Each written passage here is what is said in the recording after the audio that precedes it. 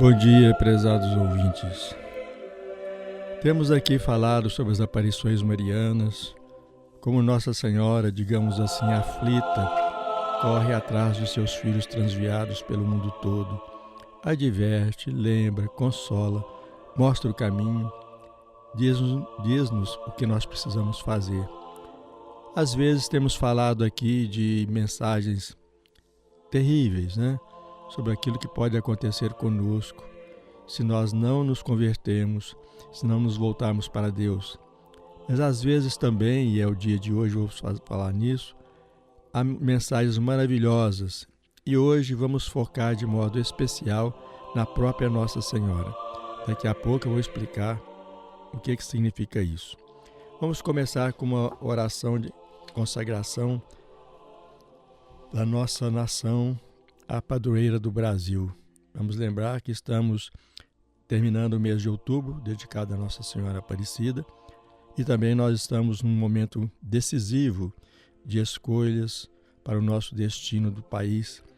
Muito mais do que a escolha de uma pessoa, de um nome, trata-se de escolher dois tipos de regimes, Ou ficarmos no regime atual, democracia, mesmo que seja atingido até pelo judiciário, ou então outro sistema que nós vemos aplicado em outros países da América Latina. Vamos, portanto, rezar a Nossa Senhora pedindo que ela cuide do nosso Brasil. Hoje, numa campanha de jejuns pelo Brasil, a região sudeste foi escolhida para fazer o jejum nesta quinta-feira. Como nós estamos aqui, então eu lembro a todos aqueles que quiserem aderir a esse jejum, nem que seja a partir de agora, para o bem do Brasil, para o bem da nossa pátria e para que os cristãos consigam realmente viver a sua vida e dar o seu testemunho aqui. Então vamos à consagração oficial à padroeira do Brasil. Ó Maria Imaculada, Senhora da Conceição Aparecida, aqui tendes diante de vossa imagem milagrosa o Brasil que vem de novo consagrar-se à vossa maternal proteção. Escolhendo-vos por especial padroeira e advogada da nossa pátria, nós queremos que ela seja inteiramente vossa. Vossa a sua natureza sem par, vossas as suas riquezas, vossos os campos e as montanhas, os vales e os rios, vossa a sociedade, vossos os lares e seus habitantes, com seus corações e tudo o que eles têm e possuem. Vosso, enfim, é todo o Brasil. Sim, ó Senhora Aparecida, o Brasil é vosso. Por vossa intercessão temos recebido todos os bens das mãos de Deus, e todos os bens esperamos receber ainda e sempre por vossa intercessão. Abençoai, pois, o Brasil que vos ama. Abençoai o Brasil que vos agradece. Abençoai o Brasil que é vosso. Abençoai, ó Rainha de amor e misericórdia. Abençoai, defendei e salvai o vosso Brasil. Protegei a Santa Igreja, preservai a nossa fé, defendei o Santo Padre, assisti os nossos bispos, santificai o nosso clero, socorrei as nossas famílias, amparai o nosso povo, esclarecei o nosso governo, guiai a nossa gente no caminho da felicidade e do céu. Ó Senhora da Conceição Aparecida, lembrai-vos de que somos e queremos ser vossos vassalos e súditos, mas lembrai-vos também de que somos e queremos ser vossos filhos. Mostrai, pois, ante o céu e a terra, que sois a padroeira poderosa do Brasil e a mãe querida de todo o povo brasileiro. Sim, ó Rainha do Brasil, ó Mãe de todos os brasileiros, venha sempre mais a nós o vosso reino de amor e por vossa mediação venha à nossa pátria o reino de Jesus Cristo, vosso Filho e Senhor nosso. Assim seja.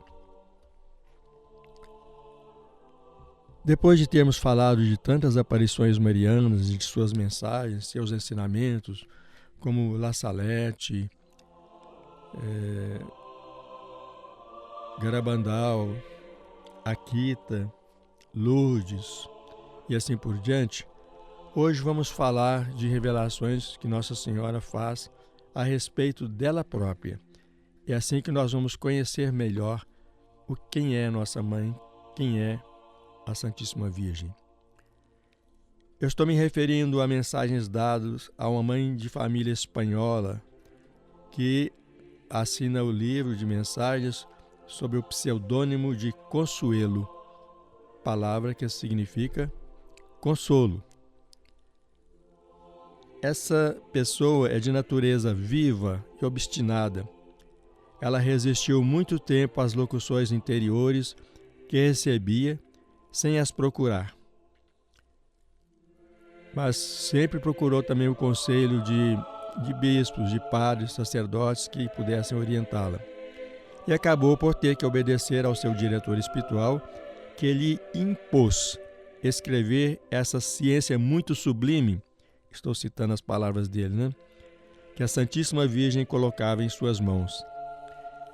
Vejam bem, no imprimato concedido a essas obras, o cardeal Echeverria, Bernardino Echeverria Ruiz, arcebispo e administrador apostólico de Barra, presidente do Departamento dos Movimentos Mariais da Conferência Episcopal Equatoriana, ele diz o seguinte: pessoalmente, nos somos convencidos de que nós nos encontramos diante de um tesouro espiritual de grandíssimo valor, que nos obriga a dizer: felizes daqueles que descobrem esses livros, e mais felizes ainda aqueles que os leem, os meditam e os colocam em prática.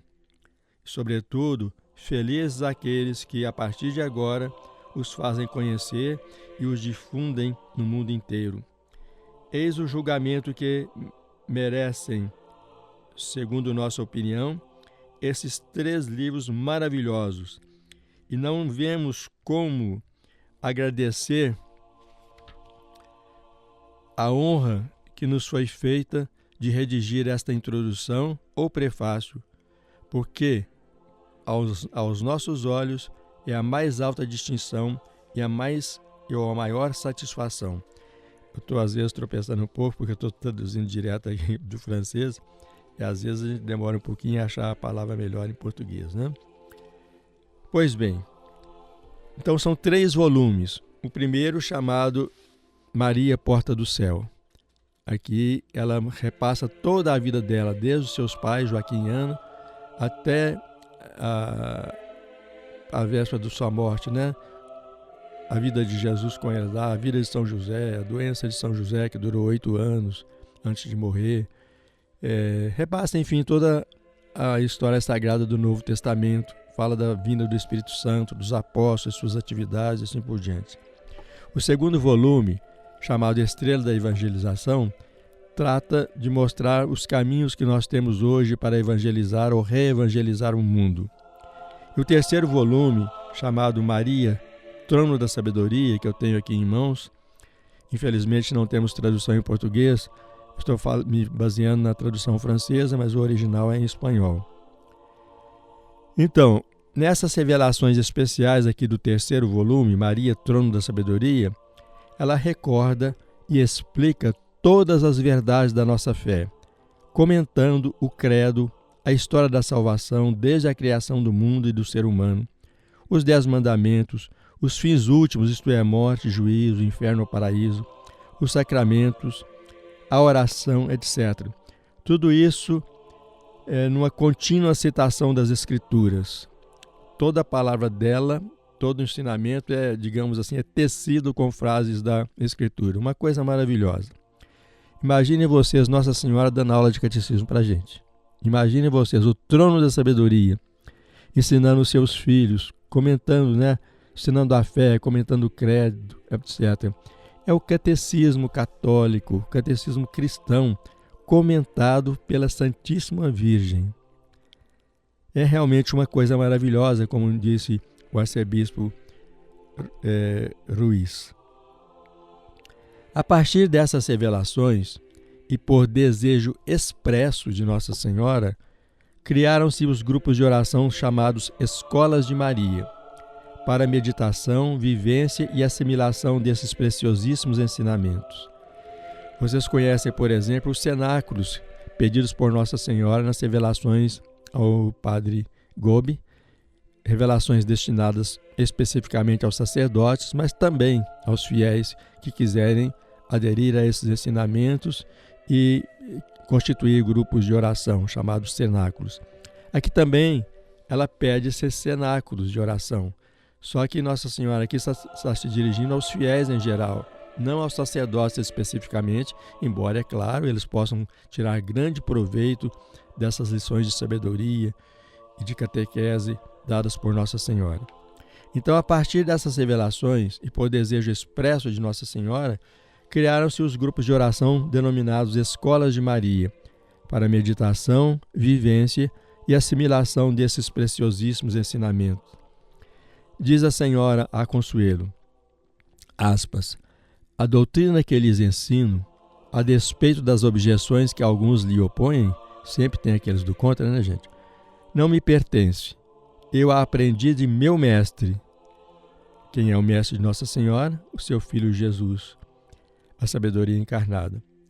É por isso que essa doutrina é eterna, que ela faz escola e serve para libertar de sua ignorância o homem pobre de saber e a libertar o sábio de sua tolice, o orgulhoso e o arrogante de sua vanciência.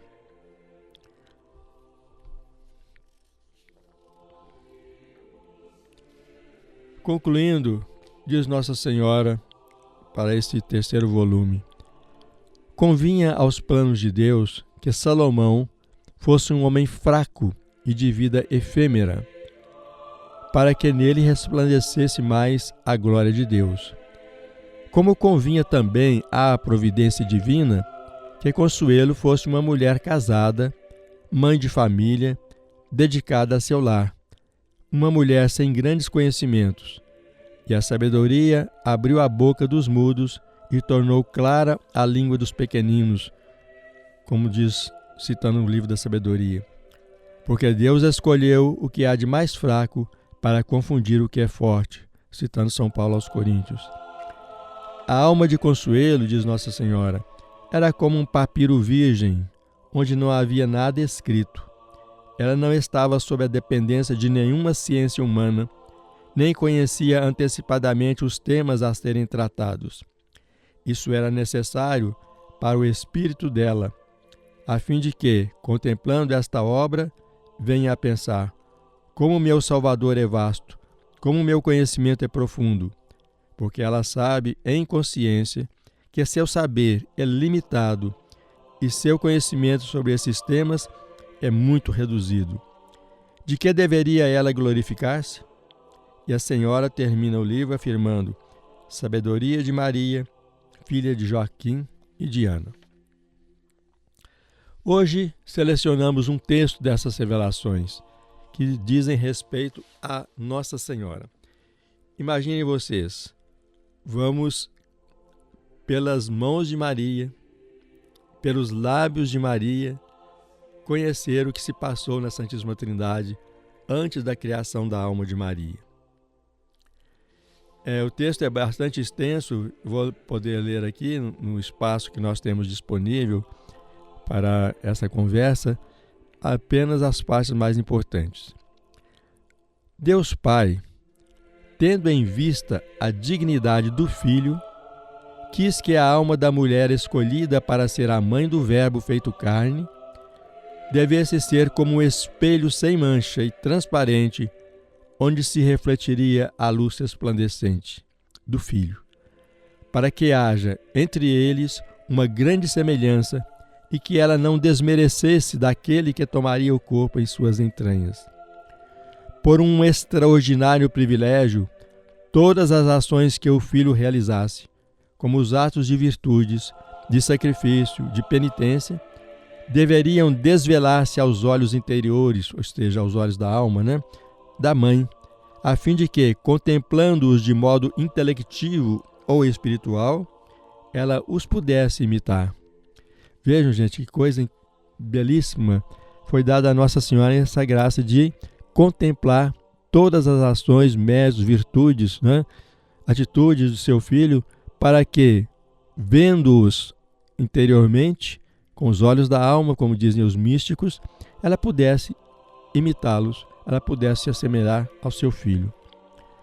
O Senhor, olhando a terra, viu como ela estava viciada, porque toda a carne se tinha corrompido, e o coração do homem não produzia senão maus desígnios ao longo do dia, como lemos lá no Gênesis, né, antes do dilúvio.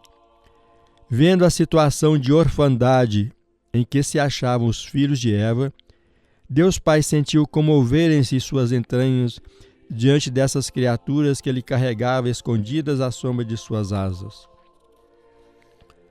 A providência divina dotou o ser humano de um instinto de proteção, de amor e de ternura, para que ele cuide e proteja os rebentos de suas entranhas. Adão e Eva foram criados por Deus, mas os primeiros pais que Deus criara sem mancha, tendo pecado, e a primeira mulher e a primeira mãe, tendo se degradado, era justo e necessário dar aos homens uma segunda mulher e mãe, a mulher e a mãe fiel, cheia de solicitude e bondade, que cicatrizasse as feridas abertas pelo pecado original da primeira mulher. E do mesmo modo que Eva foi a mãe de todos os viventes na criação natural, Maria deveria ser a mãe de todos os homens na criação espiritual. Essa maternidade seria mais sublime e excelente que a primeira, e para que a Rainha Celeste possa desempenhar-se com santidade e perfeição, Deus Pai gravaria sua lei divina na alma dela. Cada mandamento seria escrito em caracteres, ou seja, em letras indeléveis. E ouvi que o Senhor dizia: assim ela poderá instruir seus filhos e corrigi-los. Quando nós temos esse livro aqui em mãos, Maria, Trono da Sabedoria, exatamente Nossa Senhora está fazendo, digamos assim, cumprindo esse mandamento do Pai Eterno: instruir seus filhos e corrigi-los. E toda a terra escutará a palavra de sua boca, porque minha doutrina jorrará como chuva sobre ela. Minha palavra cairá como orvalho e como ondas sobre a sua alma. Eu mesma a instruirei e falarei a seu coração, e ela moverá a sua orelha para escutar a minha voz.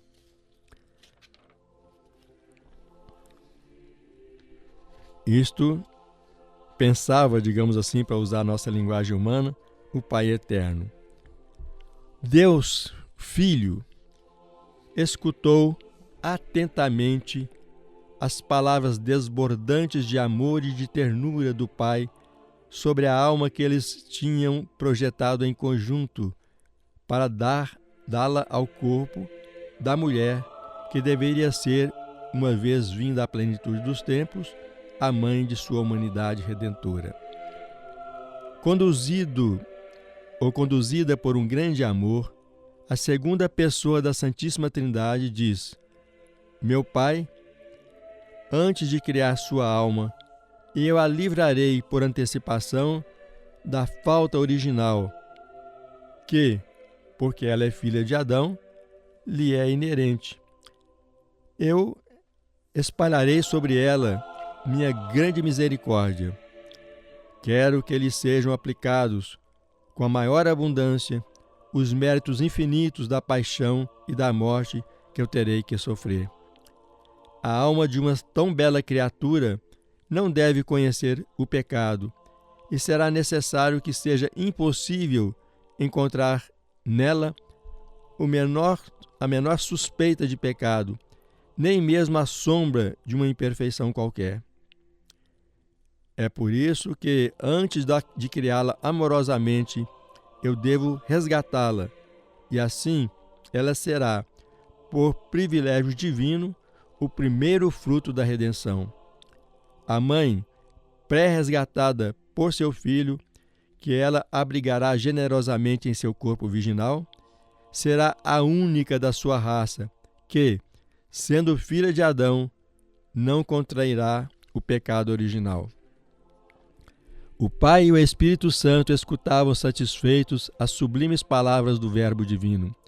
Os céus estavam cheios de alegria e de felicidade suprema, porque a obscuridade da terra seria varrida pela potente luz que desceria do alto e habitaria entre os homens. Deus Espírito Santo, cheio de satisfação, aqueceu e disse: sendo minha esposa muito amada, eu darei com ela minha assistência à futura igreja. Eu quero que tenha lugar em sua alma o trono da sabedoria, da ciência e do saber divino. Como uma chuva abundante, espalharei sobre o seu ser dons, virtudes e graças. A fé, a esperança e a caridade serão pérolas preciosas que cingirão a sua fronte. Ela será ornada de prudência, coroada de justiça, revestida de força e ornamentada de temperança. Ela será louvada por sua grande humildade. Ela é a eleita por causa de sua modéstia. Por causa de seu grande amor e de sua generosidade, muitos verão a luz. Ela será abençoada e aclamada entre as multidões. As três pessoas divinas, intimamente unidas, desejaram criar a alma de Maria, e seu desejo se mudou em realidade, porque o Pai Criador o quis, o Filho Redentor o operou, e o Espírito Santo, o dispensador dos bens, acumulou de graças, de dons e de virtudes. Com um esplendor celeste, a alma puríssima de Maria, saída das mãos de Deus, revestida de uma beleza sem igual. Ela refletia o amor do Pai, ela possuía a imagem do Filho e o sopro de vida do Espírito Santo. Deus Pai contemplava com uma ternura infinita a alma de Maria, cidade santa, com a glória de Deus em si. Ela resplandecia tal uma pedra preciosíssima, como uma pedra de jaspe cristalino, e ela era feita de puro ouro, como do cristal bem puro. Aqui está sendo citado o Apocalipse, capítulo 21, a cidade santa, a Nova Jerusalém. Nós sabemos, a teologia o diz, que Maria não só é a figura mais ilustre da igreja, mas ela é a própria imagem da igreja. E como o destino final da igreja é a Jerusalém celeste, né, onde não entra nada de impuro, de corrupto, Maria é em si mesma a Nova Jerusalém, né? Ela é a imagem, ela condensa em si toda a beleza, a riqueza da Jerusalém celeste. Então, continuando, ela era ornada de todas as espécies de graças, dons e virtudes. E sua pureza imaculada e a perfeição de sua alma santíssima eram tais que seus brilhos eram incomparáveis, a ponto de eclipsar os das pedras preciosas, elas próprias. Porque a alma puríssima de Maria, a Rainha Celeste, era mais brilhante que as pedras preciosas e mais transparente que o vidro puro. Nela se refletiam todas as perfeições de Deus. Podemos fazer aquela comparação, né, da lua, né? A lua é iluminada pelo sol. A luz do sol se reflete na lua. O sol divino se reflete na lua, que é a imagem de Maria nesta comparação. Deus Filho se regozijava nela. Sua perfeição e sua beleza eram tão extraordinários que ela ultrapassava os próprios anjos. Quando Adão teve diante de seus olhos a mulher que Deus lhe havia dado como auxiliar ou ajuda, ele se disse: nossa, é o osso dos meus ossos e a carne da minha carne. Quando o Verbo contemplou a alma puríssima de Maria, ele disse: eis aí a morada de Deus entre os homens. Ele terá a sua morada com eles, eles serão seu povo, e ele, Deus com eles, será seu Deus. Ela enxugará toda lágrima de seus olhos, e não haverá mais choro, nem grito, nem pena, porque o mundo antigo passou. Então ele disse: olha, eu faço um mundo novo, um céu novo, uma terra nova, porque o primeiro céu, o paraíso terrestre, né? E a primeira terra, Adão e Eva, desapareceram. E o mar, de águas límpidas e serenas, símbolo da graça, não existe mais. Então vejam bem, temos mais uma citação do Apocalipse, mais uma vez aplicando a Nossa Senhora aquilo que é dito da cidade santa, a Nova Jerusalém. E com uma voz poderosa, aquele que tem em suas mãos o livro da vida, Apocalipse 21, 27, diz: as nações caminharão à sua luz, e os reis da terra virão para lhe trazer seus tesouros. Suas portas não se fecharão com o dia, porque não haverá mais dia, ou melhor, não haverá mais noite para ela. Nada de profano entrará nesta cidade santa, nem aqueles que cometem a abominação e o mal, mas somente aqueles que estão inscritos no livro de vida do Cordeiro. Deus Espírito Santo, deleitando-se diante da alma de Maria, cheia de graça e de beleza celeste, instalou nela sua morada. Os raios de luz que irradiava sua alma eram de uma beleza tão rara que eles fascinavam aquele que é o autor da beleza. A luz que procedia da eterna luz atravessava esse cristal puríssimo, e os raios desta luz poderosa se estendiam graciosamente sobre a terra, e, com correntes de amor, eles a cercavam, e como se quisessem acariciar o mundo, se inclinavam para este. O Espírito Santo ornou a alma da augusta Senhora de todas as espécies de graças, de dons e de virtudes, como já vimos. E ele a mergulhou no oceano infinito da misericórdia e do amor de Deus. Maria, no início, teve a visão beatífica e ela pôde conhecer grandes e profundos mistérios. Muitos permanecem ainda escondidos, outros já foram manifestados. Tudo que está escondido e visível, eu o conheci, porque é o operário de todas as coisas, né? O Criador de todas as coisas que me instruiu. Ornada de glória e de beleza radiosa, a alma puríssima da Rainha Celeste é apresentada misticamente a todos os espíritos angélicos como a alma da mulher vestida de sol, do Apocalipse, né? A luz do Todo-Poderoso a reveste de sua beleza, a tal ponto que ela sobrepassa todas as constelações do céu. E esta luz resplandecente que desperta a admiração e a jubilação de muitos anjos, desperta em outros a inveja e um grande medo, porque Maria, sendo uma criatura humana e de natureza inferior aos anjos, eles não conseguem se explicar como e por que ela se eleva acima dos coros angélicos. 7 legiões conduzidas por Lúcifer, contemplando uma beleza tão sublime, se revoltam contra Deus e contra a mulher que colocará no mundo o filho varão. Houve então uma batalha no céu. Miguel e seus anjos combateram o dragão. E o dragão respondeu com seus anjos, mas eles não puderam vencer, e não houve mais no céu lugar para eles. Apocalipse 12, 4, etc.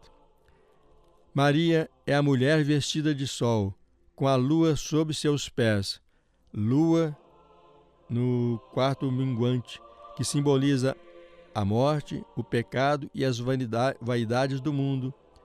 Tudo o que está aos pés desta mulher por excelência, a qual não conhece imperfeição, porque a menor suspeita de pecado não entrou em sua alma puríssima. Termina Nossa Senhora assim: filha querida, com grande amor eu te instruí. Reguei o meu pomar e reguei abundantemente o canteiro, e eis que, pela misericórdia divina, meu canteiro, meu pomar se transformou em jardim, o canal se transformou em rio, e o rio se transformou em mar. Assim, então, nós temos narradas pela própria Maria as circunstâncias, digamos assim, em linguagem humana, da sua concepção divina, sua concepção na mente de Deus, antes mesmo que ela viesse a existir historicamente. E essa mãe maravilhosa, a mãe que foi mergulhada, como diz o Espírito Santo, né, no oceano infinito da misericórdia divina, essa criatura que ela nos deu por mãe, ela que nos acompanha, nos protege e hoje, mais do que nunca, em face da grande crise que atravessa o mundo, da grande crise que atravessa a igreja, está aí a todo momento, nos chamando, brilhando sobre nós, mostrando-nos no caminho e aguardando a resposta generosa dos nossos corações. Amém.